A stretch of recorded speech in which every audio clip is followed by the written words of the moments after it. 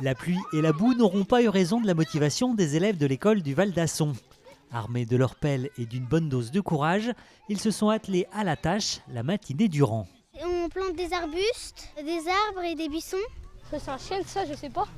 Je sais plus, c'est un chêne, ça ou pas? Je sais plus. Une expérience unique pour ces 4 classes de CE1, CE2, CM1 et CM2.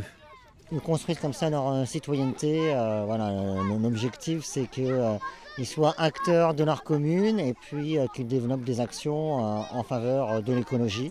En parallèle de ça, on essaye de faire classe dehors le plus possible. Donc ça fait partie de ce projet de sortir de l'école et apprendre en plein air. À l'initiative de l'association des enfants et des arbres, cette haie implantée sur la ferme Les Chemins de Traverse sera composée à terme de 400 arbres et arbustes. Un projet enclenché il y a quelques mois déjà. Moi je suis allé à l'école en décembre pour leur présenter mon métier. Pourquoi c'est important pour moi d'avoir des arbres et de replanter des haies. Pourquoi c'est important pour eux aussi en tant qu'être humain d'avoir des arbres. Et de leur parler du bocage, des différents intérêts des arbres et de la haie. Parce que malgré tout ils habitent en milieu rural mais il y en a quand même beaucoup qui vivent comme des urbains. Et de mettre les mains dans la terre, ça ne peut pas leur faire de mal, quoi. Et en parallèle, tous ont bien compris l'intérêt de replanter ces haies. Pour de l'oxygène, pour faire de l'ombre aux animaux et leurs petites maisons.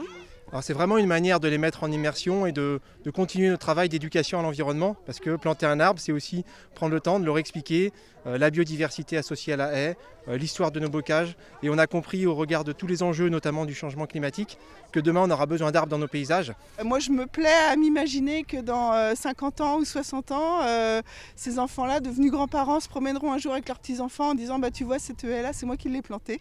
Au terme de cet hiver, en France, ce sont près de 20 000 écoliers et collégiens qui auront été mobilisés pour replanter des haies.